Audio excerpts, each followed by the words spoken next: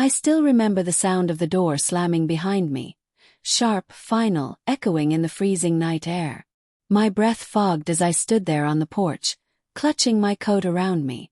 Behind that door was the life I had built for 6 years. Behind that door was the man I once believed would never hurt me. Don't make this harder than it needs to be, Clara. Michael's voice had been cold, almost bored, as he shoved my suitcase out into the snow. I've made up my mind. I deserve better. Better. The words sliced through me like a blade.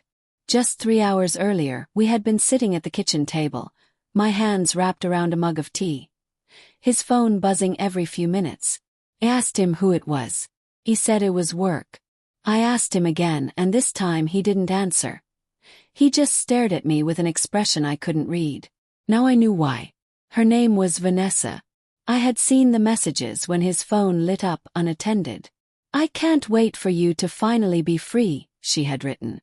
I'll make you happy in ways she never could. And he replied soon. I'm ending it tonight. I thought I would scream, throw things, beg him to explain. But I didn't. I just stood there as my world unraveled, and when he asked me to leave, no, when he ordered me to, I packed a single suitcase and walked out. The snow crunched beneath my boots as I wandered aimlessly down the silent suburban streets.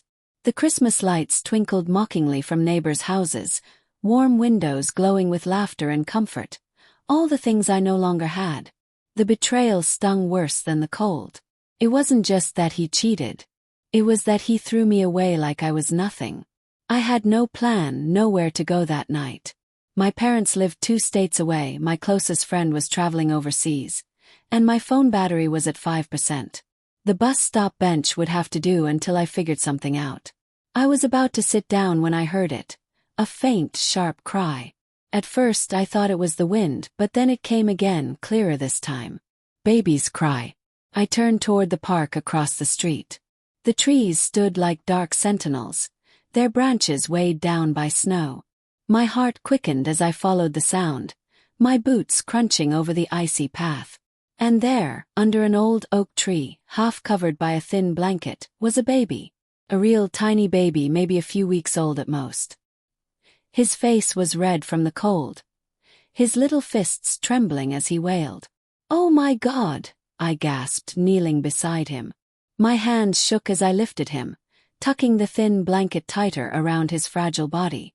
Then I saw it, a note pinned to the blanket. "Please take care of him. I can't." That was all. No name. No explanation. My mind raced. Who would abandon a baby on a freezing night? What kind of desperation drove a person to do this? And what was I supposed to do? The police, I thought. I should call the police. But when I reached for my phone, the screen flickered 1% and died. I stood there in the snow, holding that tiny, helpless life in my arms, and for the first time that night, I didn't feel entirely empty. I wrapped my scarf around the baby and started walking. I ended up at the 24-hour diner on the corner, the only place open at that hour. The waitress looked up in surprise when I came in, my hair damp with snow, a crying baby in my arms. "Sweetheart, where's his mother?" she asked, rushing over with a warm towel. I don't know," I whispered. "I found him." She didn't ask many more questions, just brought me hot coffee and some warm milk for the baby.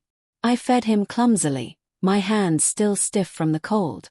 As I rocked him gently, I felt something crack inside me, not the sharp crack of heartbreak, but something quieter, a flicker of purpose. The hours passed. I called the authorities when the diner phone was free, told them everything. They said they'd send someone over. While I waited, I stared out at the snow and thought about my marriage, the years I had poured into Michael, the nights I stayed awake helping him with his business plans, the dreams I put on hold so he could chase his. And for what? So he could find someone better. For the first time, I wondered if losing him was really a loss at all. The police came, gentle but firm. They took the baby into their care, promising to contact child services and begin a search for the mother. "Can we have your name, miss? In case we need your statement later," one of them asked. "Clara Hayes," I said. And as I watched the baby being carried away, a strange protectiveness rose in me. I didn't even know his name, but I felt connected to him. Two abandoned souls meeting in the cold. The next few days were a blur. I stayed in a cheap motel, blocked Michael's number, and called my parents. They were furious when they heard what he'd done. My father drove down to bring me home. But my mind kept going back to that night. The crying. The note. The way the baby had stopped crying when I held him close. Weeks passed. The divorce papers arrived. Michael didn't even bother with an apology, just sent a message through his lawyer saying he hoped we could be amicable. Vanessa moved into the house before the ink on the papers dried. Should have broken me. Maybe once it would have. But instead I found myself calling child services, asking about the baby. They couldn't give me much information at first. Confidentiality, procedures, waiting lists. But I kept calling, kept visiting. And one spring afternoon, 3 months after that freezing night, I sat in a small office as a social worker smiled across the table at me. "His name is Noah," she said. "Would you like to hold him?" When they placed him in my arms again, his tiny hand curled around my finger, and something inside me healed. Michael tried to come back once. He showed up at my parents' house, contrite, saying things weren't working out with Vanessa after all. "You look different," he said, eyes lingering on Noah in my lap. "I am different," I said quietly. "And you don't get to come back just because the grass wasn't greener." He left without another word. It's been 2 years now. Noah is walking, babbling. His laughter filling the little apartment I now call home. Sometimes late at night I think about the woman who left him under that tree.